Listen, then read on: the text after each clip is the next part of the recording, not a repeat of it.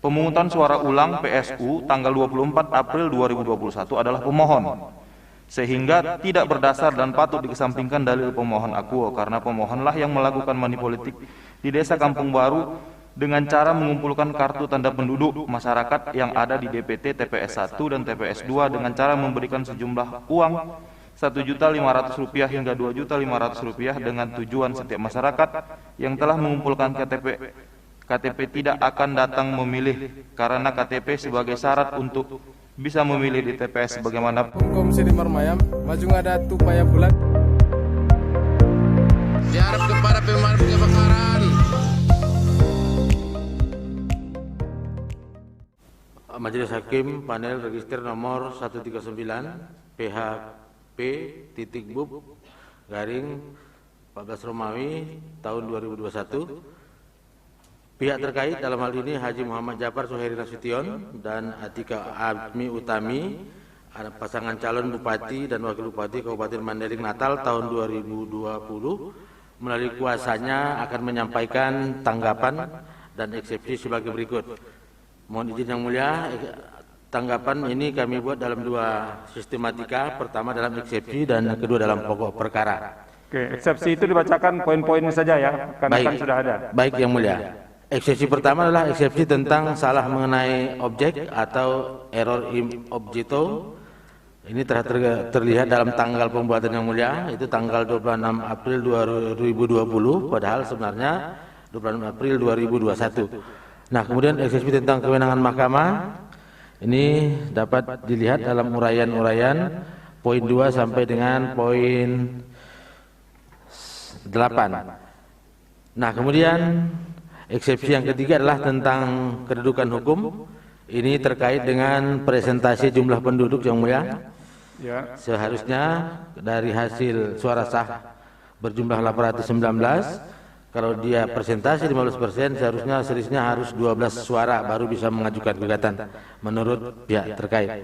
Nah, kemudian eksepsi yang keempat adalah eksepsi tentang waktu pengajuan permohonan. Menurut pihak terkait ini sudah lewat waktu, karena telah melampaui 3 hari kerja sebagaimana ditetapkan dalam PMK nomor 6 tahun 2020. Untuk pokok perkara dilanjutkan oleh rekan saya yang mulia. Silakan dilanjutkan. Terima kasih yang mulia. Dalam pokok perkara, sebelum masuk pada pokok perkara, mohon yang mulia menganggap seluruh dalil eksepsi di atas menjadi satu kesatuan yang tidak terpisahkan dalam pokok perkara.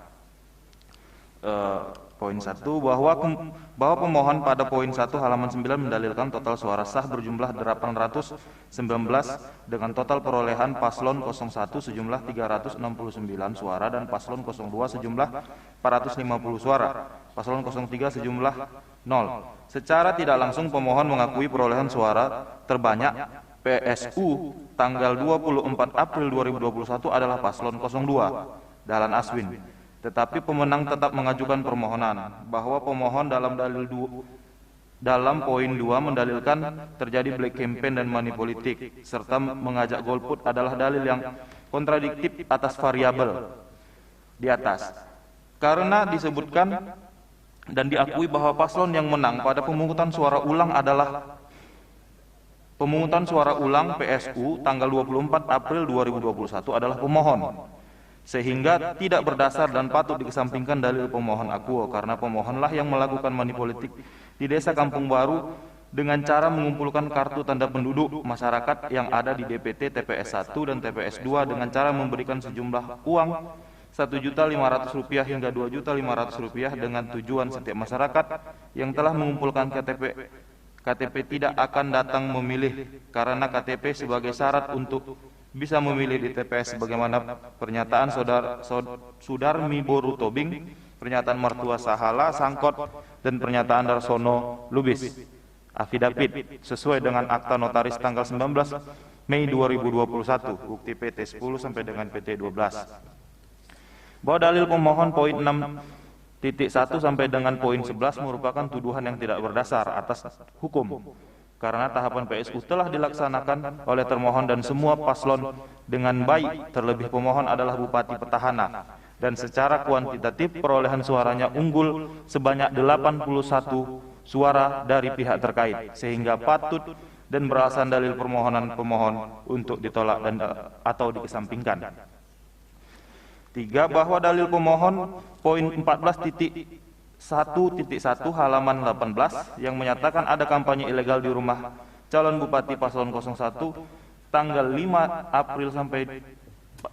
April pukul 22.17 adalah dalil yang tidak benar dan jelas keliru karena tidak ada efektivitas di rumah pihak terkait tanggal 5 April 2021 karena pada tanggal 5 April pihak terkait masih berada dalam perjalanan dari Medan menuju Mandailing Natal. Itu efektivitas atau aktivitas yang Anda maksud?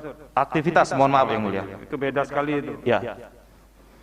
Aktivitas. Silakan. Lanjutkan silakan. Baik, poin 4, 5, 6, 7 dianggap dibacakan Yang Mulia. Ya. Poin 8 bahwa dalil poin 14.1.5 halaman 20 mendalilkan kampanye pembangunan jalan Desa Bandar Panjang Tuo dengan melibatkan ASN tidak benar karena pembangunan jalan desa di luar dari jalan desa yang ada adalah program Partai Hanura. Dan seterusnya dianggap dibacakan Yang Mulia. Ya. Lanjut pada poin 9 bahwa pemohon terbukti melanggar hukum dengan menjanjikan pemuda-pemudi Desa Bandar Panjang Tuo untuk dibawa jalan-jalan berwisata ke kota Parapat dan Otoba, Kabupaten Simalungun dengan permintaan untuk mendukung pemenangan paslon 02 sesuai dengan keterangan Maulidin alamat Bandar Panjang Tuo 5 Mei 2020, pernyataan Bambang Suryadi alamat Desa Bandar Panjang Tuo 29 Juni 2000. Hal tersebut terbukti karena pemohonlah yang menjadi pemenang di TPS tersebut Yang Mulia. Poin 10, 11 dianggap dibacakan bahwa mengajak memilih. Poin 12 bahwa mengajak memilih dan mendukung paslon 02 dengan cara melawan hukum dilakukan dengan berbagai cara, yaitu mempergunakan jabatan dan kedudukan Kadispora Kabupaten Mandailing Natal Rahmat Hidayat Daulay SPD untuk membagikan uang kepada pemilih dan diperoleh ada komunikasi melalui pesan WhatsApp antara istri Bupati Mandailing Natal Ika Desika WA 0812 6410 9888 dengan orang lain yang memastikan titipan sampai bukti PT 25 dan seterusnya dianggap dibacakan. 13 bahwa dalil pemohon poin 14.1.12 halaman 23 yang mendalilkan membayar sejumlah untuk golput dan tidak memilih paslon 02 sangat mengada-ngada. Faktanya pihak terkait memperoleh suara lebih sedikit dari suara pemohon dan seterusnya dianggap dibacakan. 14 bahwa berdasarkan tanggapan pihak terkait di atas jelas menolak seluruh dalil pemohon dan mohon kepada mahkamah untuk menerima eksepsi dan tanggapan pihak terkait. Mohon kepada mahkamah untuk menjatuhkan amar putusan sebagai berikut. Dalam eksepsi, mengabulkan eksepsi pihak terkait seluruhnya. Dalam pokok perkara menolak permohonan pemohon untuk seluruhnya. Demikian tanggapan pihak terkait disampaikan.